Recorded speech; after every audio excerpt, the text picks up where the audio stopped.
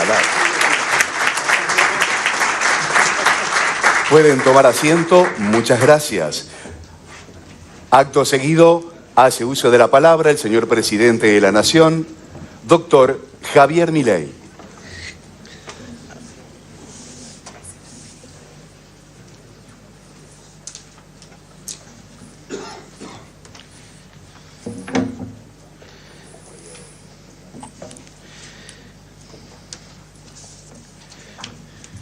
Buenos días a todos.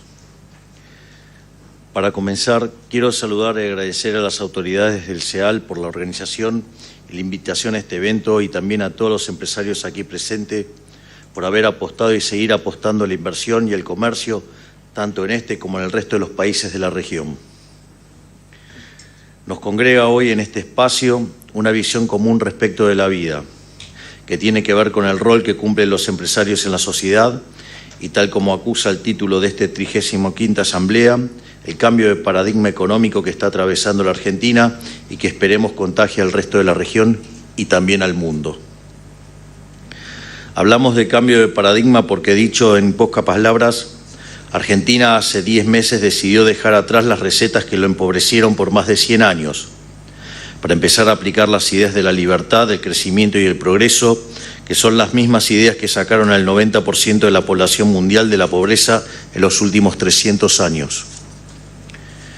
Hay un antiguo refrán que reza que la credibilidad y la confianza suben por la escalera, pero bajan por el ascensor. Y la credibilidad argentina, tras ser el mayor defolteador serial de la historia moderna e incurrir en un siglo prácticamente ininterrumpido de déficit fiscal y violaciones sistemáticas a los derechos de propiedad, se destruyó completamente en los últimos 40 años. Imaginen lo mal que estaban las cosas que en el país de la mal llamada justicia social, que es injusta y que no tiene nada de social porque es profundamente antisocial, porque parte de un robo y de un trato desigual frente a la ley, los ciudadanos eligieron al primer presidente liberal libertario de la historia, sin partido político, ni gobernadores, ni intendentes. Obviamente, en condiciones normales de presión y temperatura no hay presidentes liberales libertarios. Así que básicamente tuvimos que hacer muchas cosas mal para que yo esté acá. De hecho cuando daba, en mi otra vida, cuando daba conferencias de economía, decía que yo era un error tipo 2, porque hice todo mal y me salió bien. Y ustedes imaginen ser, en general los economistas no son personas muy populares que digamos. Además, si ustedes miran dentro de los propios economistas, hay un grupo de nerds que son, digamos, los que hacen economía matemática. Y encima, digamos, dedicarme al crecimiento económico como especialización en un país que está enfermo de keynesianismo, o sea, piensa solamente en 5 minutos. Se me acaba de pasar otra cosa que no la puedo replicar. Y yo que pienso en términos de 100 años, 200, 1000, bueno, 2000, me fui. No, es un chiste, es parte de la actuación. Y además, ser liberal en un país que estaba básicamente contaminado por más de 100 años de socialismo. Así que verdaderamente hice todo para que la gente me odiara, pero me salió mal y terminé siendo presidente, el más votado de la historia. Pero claramente, entonces, en el fondo lo que uno tiene que entender que esto es que la gente le dijo basta a los políticos y sus jueguitos y se lo dijo en serio, porque semejante cachetada, digamos, a la política y al círculo rojo analógico significa que verdaderamente la gente está muy cansada y se cansó de verdad. En los 10 meses que llevamos de gobierno hemos plasmado este cambio de paradigma en la gestión. Hemos avanzado kilómetros corrigiendo la macroeconomía. Hemos recuperado la estabilidad monetaria, que es la base para tener una economía sana que crezca. Estamos reduciendo el costo estructural de la economía argentina, que a costa de impuestos y regulaciones ha encarecido exponencialmente los precios de todos los bienes y servicios en nuestra economía. y producto de este cambio de rumbo estamos estableciendo de forma sostenida la confianza en nuestro país con un riesgo que se encontraba, un riesgo país, ¿no?, que se encontraba en torno a los 3.000 puntos básicos en el momento de las elecciones y que ayer, digamos, quebró básicamente los 1.200 puntos básicos. Y esto es importante porque nosotros lo tenemos priceado, digamos, en términos de PBI, lo cual no es menor, porque si el riesgo país estuviera en torno a los 3.000 puntos básicos, que es volver a la política fiscal de los degenerados fiscales de la política, eso implicaría un PBI de 400.000 millones de dólares.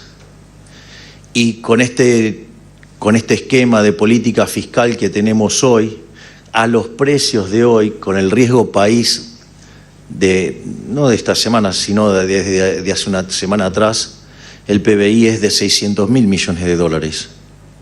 Es decir, que volver a las andadas, ¿sí?, de la mala política fiscal nos costaría 200.000 millones de dólares. Es decir, no solo es un PBI menor, sino que es un PBI per cápita menor.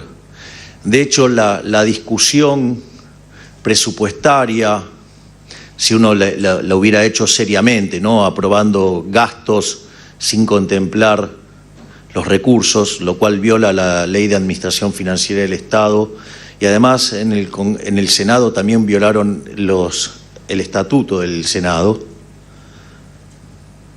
Fíjense lo que es interesante, lo que implicaría el aumento para las universidades, que en el fondo sería ceder a la vieja política, a la vieja forma de hacer política, de ignorar la restricción de presupuesto, implicaría volver a las andadas y volver a los niveles de riesgo país que teníamos con el kirchnerismo, con lo cual pasaríamos de un PBI de 600.000 millones de dólares a uno de 400.000 millones de dólares, es decir, estaríamos perdiendo un tercio del PBI. Entonces, cuando ustedes toman los recursos para las universidades, si toman el caso de 600.000 sin el aumento y toman el aumento con el de 400.000, los números quedan más o menos empatados.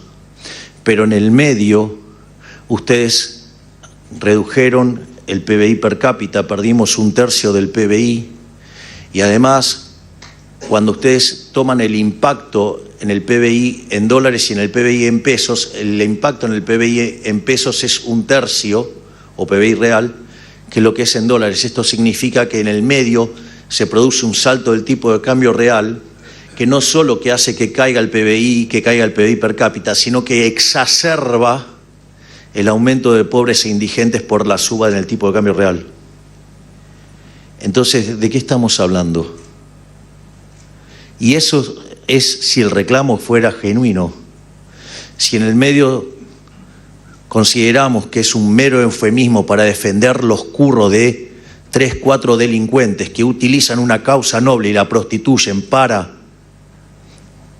ganar dinero a costa de robárselos a los alumnos y a los profesores y a lo que tiene que ver con los edificios y demás, me parece que no hay mucho más que discutir.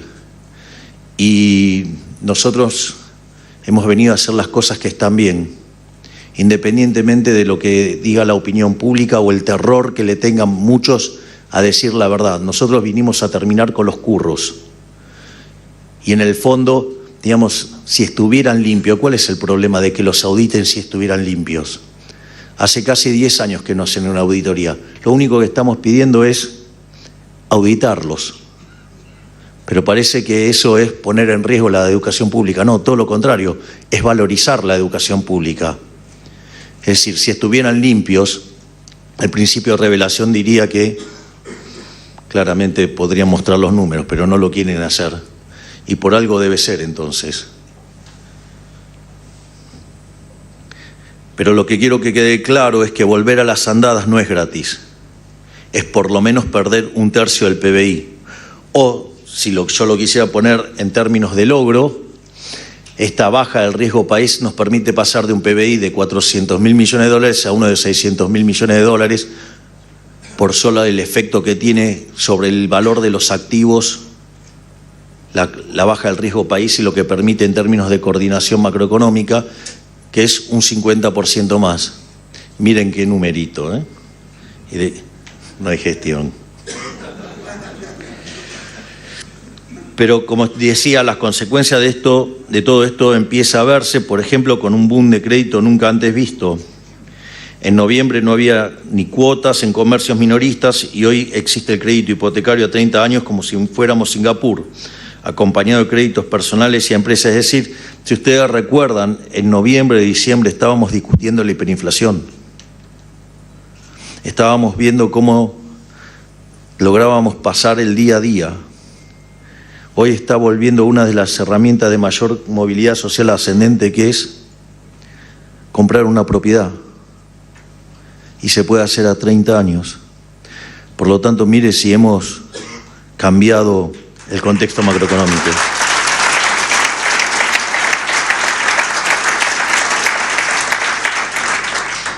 No voy a estar repasando todos los números que suelo dar regularmente, pero sí quiero mencionar el de inflación, porque cuando uno toma el índice de inflación mayorista en el mes de diciembre, que era 54%, eso implicaba anualizado 17.000, y estaban todas las condiciones monetarias dadas para eso si había convalidación. Y es un indicador que se anticipa a la inflación minorista, y el último registro del mayorista fue del 2,1%, es decir, 28% anual vendría a ser.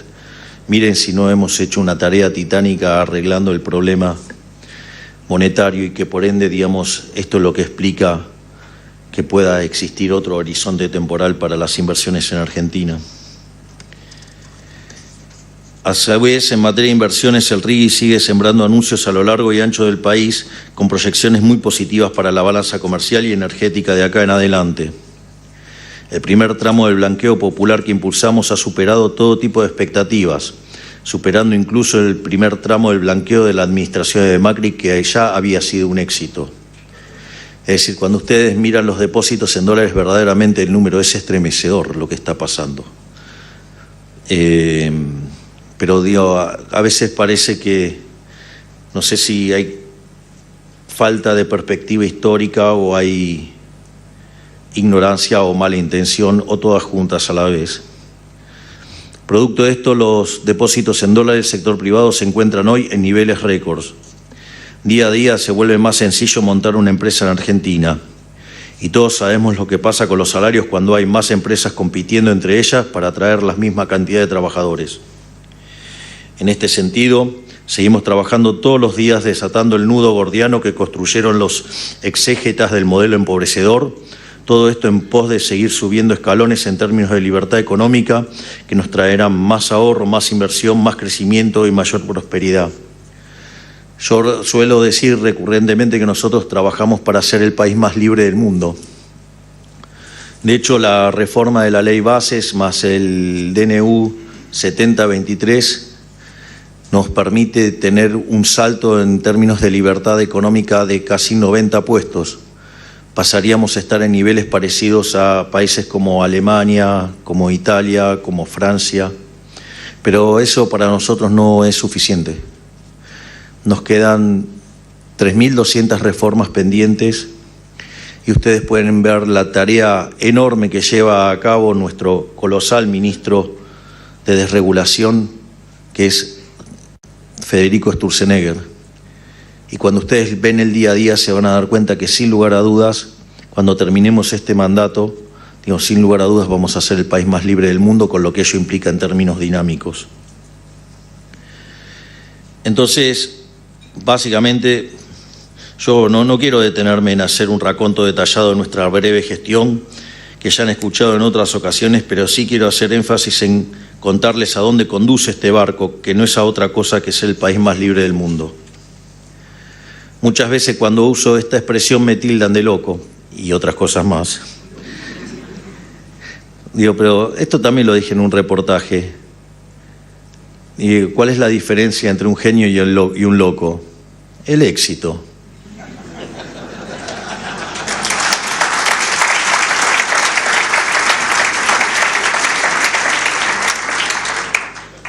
O cuando digo que me gustaría alcanzar niveles de calidad de vida similares a los de Australia, todos ponen el grito en el cielo como si fuera una gesta imposible. Les voy a contar algo de Australia, un país que además admiro y por el cual tengo mucho aprecio. Pero Australia fue una nación fundada por presidiarios. Es decir, pasaron de ser el descarte de Inglaterra a convertirse en referentes globales. Y Argentina supo ser el país con el PBI per cápita más alto del mundo en 1895 en la serie de Angus Madison. Si los australianos pudieron, ¿por qué nosotros no podríamos? Si nosotros ya lo hicimos hace 100 años, ¿por qué no podríamos hacerlo de nuevo? Pensemos que cuando Argentina nació como Argentina, en 1860 estrictamente, con la unificación de Buenos Aires, Argentina era un país de bárbaros. Y en 35 años se convirtió en la primera potencia mundial. Si lo pudimos hacer en el siglo XIX, ¿por qué no lo vamos a poder hacer ahora? Que además contamos con mejores condiciones tecnológicas a nivel global. Es decir, hay que animarse, hay que salir de la mediocridad. Es decir, una Argentina potencia con niveles de vida parecidos a Australia, Nueva Zelanda, Italia, España, Estados Unidos, no sé, el que les guste, Irlanda. Digo, no solo no es una locura, sino que es el destino manifiesto si mantenemos este camino. No tengan dudas, ese es nuestro destino si logramos respetar algunos preceptos básicos de la economía, como el equilibrio fiscal, la estabilidad monetaria y también si logramos abatir a ese kraken de muchas cabezas que es el costo argentino. Un país donde la inflación será tan solo un mal recuerdo. Y crean que lo voy a lograr.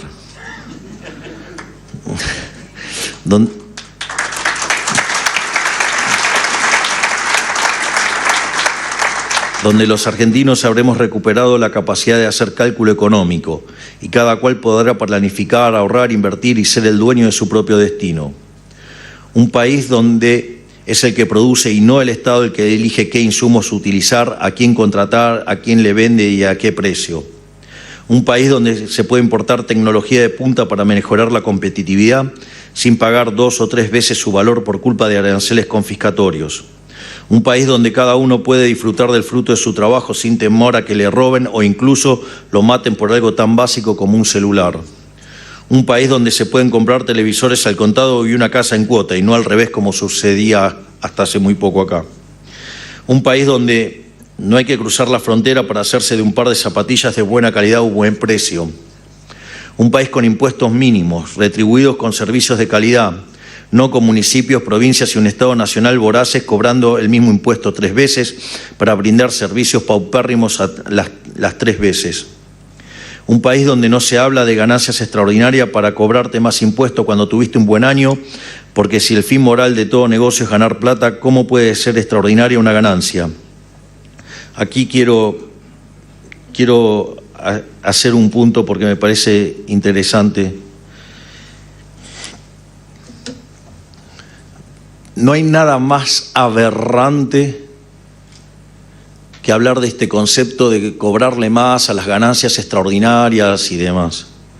Supongan que ustedes tienen una economía de 2 sectores, lo voy a hacer fácil, y por algún motivo, ya sea o porque cambiaron las preferencias de la gente o porque hubo un problema que causó un shock negativo sobre la oferta de uno de los bienes, ustedes tienen un cambio de precios relativos. ¿Sí? No sé, supongan, no sé, viene un terremoto y se pierde una parte de la economía. Obviamente que los bienes que estaban ligados a ese sector van a contraer la oferta y eso va a hacer que el precio sea más alto. Es decir, ese precio relativo en ese sector va a ser más alto. Lo mismo cuando apareció el problema de los barbijos. Es decir, ahora ese precio relativo más alto, esa ganancia extraordinaria, en realidad es una señal que está diciendo a dónde asignar el capital, a dónde mover el capital, cómo reasignar el capital. Por lo tanto, si usted, digamos, castiga ese resultado extraordinario, usted lo que está haciendo es dificultar y poner palos en la rueda a resolver el problema.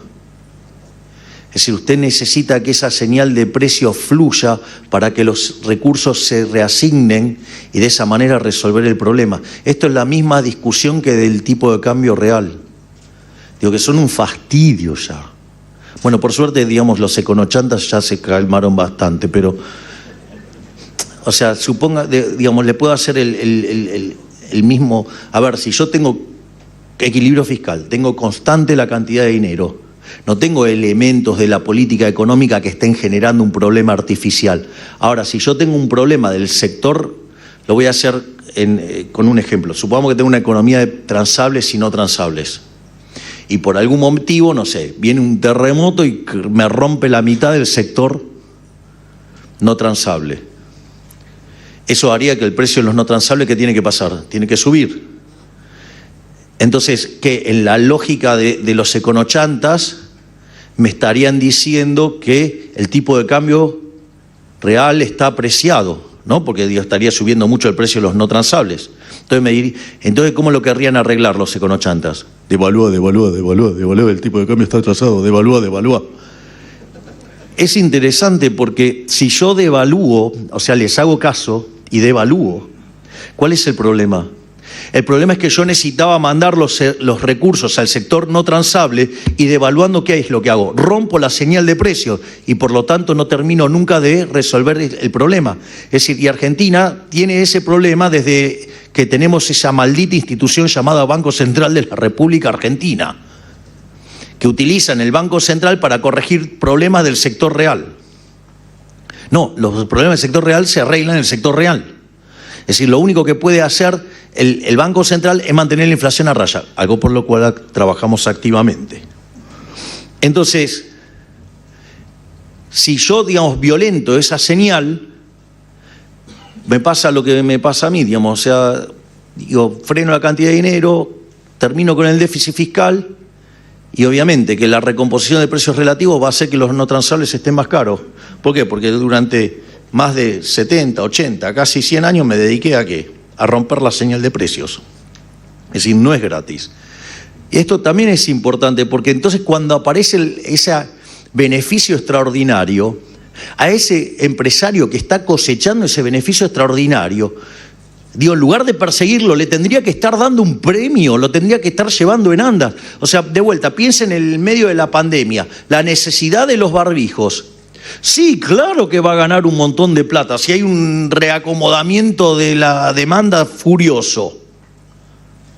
Pero ese tipo es el que me está arreglando los problemas, es el que me genera que haya una mayor cantidad de barbijos. En cambio, ¿qué pasa? Si se mete el Estado y empieza a tocar los precios, ¿qué pasa? Va a haber menos.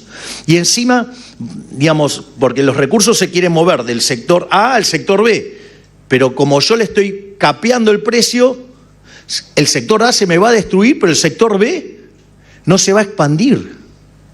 Entonces, esa idea llena de envidia y de resentimiento la tenemos que combatir desde el llano, digamos, porque el que gana plata es un héroe. Digo, es un benefactor social porque lo hace vendiendo precios de mejor calidad, digamos, a un mejor precio. Entonces, esto no es menor. Porque si Argentina va a empezar a generar un proceso de fuerte crecimiento económico, en la medida que ustedes empiecen a generar ese proceso, se van a generar ganancias extraordinarias. Y no le demos lugar a los zurdos de mierda que vengan a decir que eso está mal.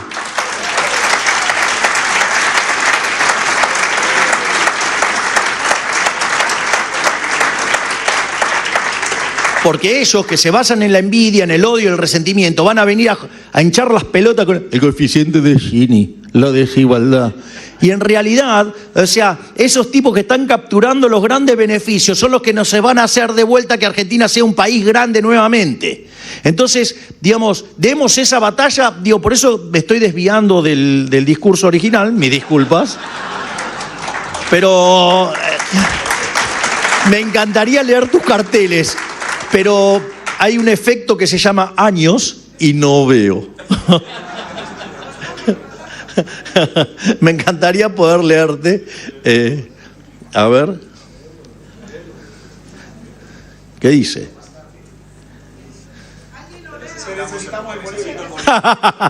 Sí, tengo muchas demandas. Hay mucha gente proponiéndome que me vaya a otros países a hacer lo mismo.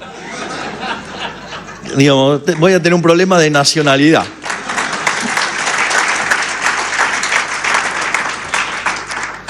Entonces, esto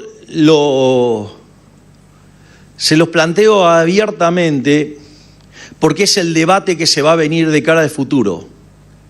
Es decir, de acá en adelante todas las noticias que va a dar la economía argentina son todas buenas. Es más, si ustedes toman hasta el peor número que salió, el último que salió, que fue el de la pobreza, si ustedes decomponen entre el primer trimestre y el segundo trimestre, la pobreza es cierto que tocó el 56%, pero ya después en el segundo cayó al 51%. Y no tengan dudas que para el tercer trimestre va a estar en el 49%.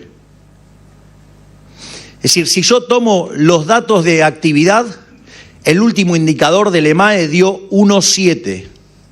Si tomo desestacionalizado el último dato contra diciembre, la caída del PBI es 0,6.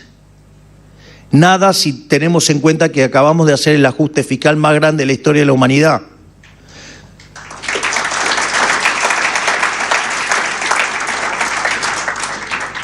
Es más, es un ejercicio heroico, no quiere decir que estoy hablando del número que voy a dar, aclaro, pero para que tengan una idea de la velocidad. Una economía cuando crece fuerte, supongamos 5%, el desestacionalizado crece 0,4 mensual.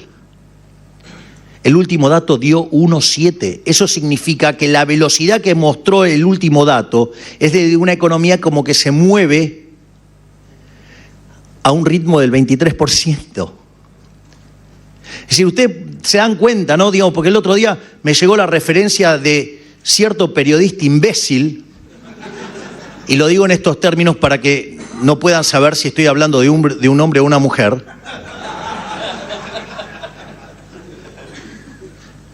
Digo, pero lo hizo en un programa de prime time en el minuto 47.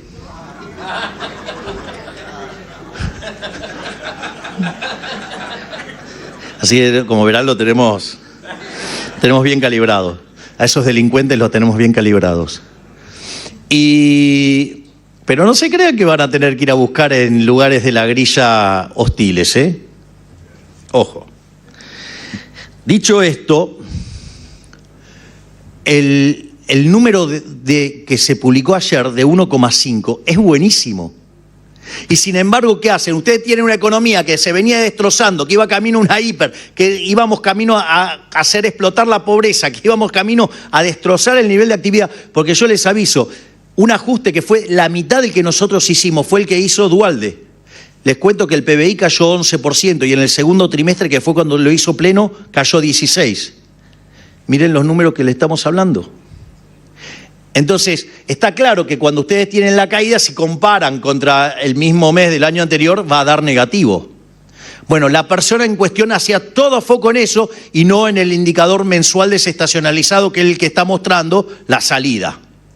Eso para que vean la mala intención que tienen, digamos, porque aparte, digamos, una cosa es que uno se equivoque una vez, 2 veces, ahora se equivoca siempre y siempre para el mismo lado. Digo, un econometrista se diría que eso se llama autocorrelación. Digamos, o sea, pero bueno, nada, salgamos de ahí, mejor. Pero, en definitiva, yo lo que quiero impulsar es un país anclado en 3 principios fundamentales, que son el derecho a la vida, el derecho a la libertad y el derecho a la propiedad para todos los argentinos. Todo esto implica un nuevo rol para el empresariado en la Argentina que viene. Y lo voy a decir bien claro. Yo no debo ni puedo, o sea, no debo en términos morales y no puedo porque, dada la fatal arrogancia, ser el que comande las decisiones que ustedes deben tomar.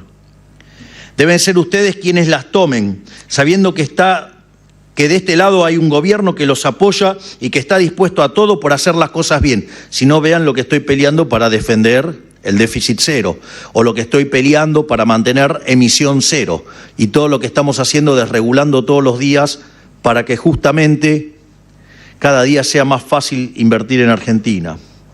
Nosotros persistiremos en nuestra misión, aunque la consecuencia sea el ostracismo, porque como dijo Cicerón, El desprestigio adquirido por hacer lo correcto no es desprestigio en absoluta, sino que es la gloria. Así que a ustedes les digo, arriesguen, inviertan, innoven y apuesten a la industria y al comercio, porque en la nueva Argentina las palabras esfuerzo y mérito tienen significado real y serán recompensadas. Vinimos a reconvertir a la Argentina en la gran potencia que nunca debió dejar de ser. Y sabemos que la clave para alcanzarlo es el comercio que convierte a los enemigos en clientes y a los competidores en colaboradores. Por eso no vengo aquí a apelar a su humanidad, sino a su propio beneficio, cuya persecución redunda en beneficios para la sociedad. Adam Smith Dixit. Digo, transformado un poco, pero digo, es una adaptación. Versión, digamos, 2024. Ahora me voy a ocupar de vuelta del zurdaje.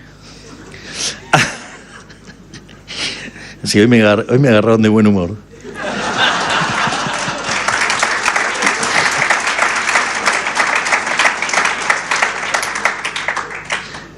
Hay una frase repetida hasta el hartazgo por la izquierda bien pensante que dice: nadie se salva solo. Y lo que no entiende la izquierda es que el mercado es justamente la demostración de ello. Digo, lo primero que... Y esto a mí me sorprende, que ustedes le preguntan a un economista y un economista tampoco sabe qué es el mercado. Esto es gravísimo. Porque preguntar qué es el mercado y que me contesten tratando de poner en palabras una curva de oferta y demanda, habla muy mal del profesional en cuestión. El mercado es un proceso de cooperación social donde los individuos intercambian voluntariamente derechos de propiedad. Eso es el mercado. De hecho, si ustedes se entendieran así, hay toda una parte de la literatura que ya la erradicarían. ¿Por qué? Porque no habría no podría existir los fallos de mercado. Porque para que exista fallo de mercado debería haber coacción, pero si es coacción entonces no son voluntarios, con lo cual violenta la definición de mercado.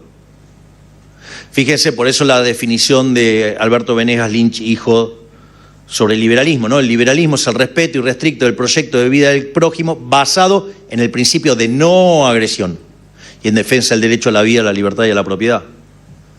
Por lo tanto, no puede haber coacción, porque si ustedes están coaccionando, están cercenando la libertad o están impactando sobre los derechos de propiedad. En ese sentido, ahí en lo primero que falla esta gente es que no sabe qué es mercado, y la verdad que tampoco lo saben muchos economistas. Pero entonces hay un reportaje maravilloso de Alejandro Fantino a mi ex competidor del balotaje, que le dice: ¿y qué le vas a decir? ¿Que el mercado le va a hacer la cloaca o el camino a tal persona en un sector vulnerable? Y Fantino le dice, para terminar con el versito de que el mercado te salva, y le dice: pero disculpame, llevamos 40 años haciendo lo opuesto y siguen sin tenerlo. Con lo cual, digamos, le cobramos impuestos, le cobramos de todo y el resultado no está. Con lo cual, digo, por lo menos, o sea, no voy a tener nada, pero por lo menos tengo más plata en el bolsillo. Digo, al margen que me puedo coordinar con otras personas y hacerlo. Entonces, en un mercado libre, para poder salvarnos a nosotros mismos, debemos ser útiles para un tercero, proveyendo bienes o servicios de mejor calidad a un mejor precio. Esto desencadena un círculo virtuoso en el que todos se benefician mutuamente. De vuelta a la idea de la mano invisible. O sea, hoy estoy con papá, estoy intenso. O sea, hoy, saqué la bandera de Escocia y la saqué a vaciar. Debe ser porque arranqué escuchando Rod Stewart. Otro escocés. A su vez, es la multiplicación de riqueza lo que permite llevar adelante las más grandes obras de caridad y filantropía conocidas por el humano. No es recibiendo beneficios, sino prestando servicios que hacemos crecer al conjunto. Por eso es en honor a los grandes padres de esta patria que queremos volver a encauzar a la Argentina el rumbo del crecimiento sostenido. Porque, como decía Pericles, quienes con obra demostraron su valor, con obras deberían recibir su homenaje. No vinimos a llenarnos la boca inaugurando plazoletas, centros culturales o rutas en mal estado con los nombres de Alberdi, Roca o Sarmiento. Vinimos a levantar el testimonio que 100 años de infamia dejaron caer y así volver a poner a Argentina como protagonista de la historia del mundo, como siempre debió haber sido. Muchísimas gracias a todos, que Dios bendiga a los argentinos, que la fuerza del cielo nos acompañen y ¡viva la libertad, carajo! En el marco de la apertura de la 35ª Asamblea Plenaria Consejo Empresarial de América Latina, CEAL, hemos escuchado al